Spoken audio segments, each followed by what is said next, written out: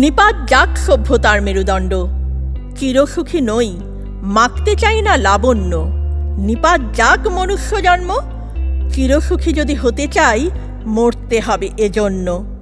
আসে আসুক পাপ পুণ্য, ছাই হয়ে বিলীন হবে ধনধান্য।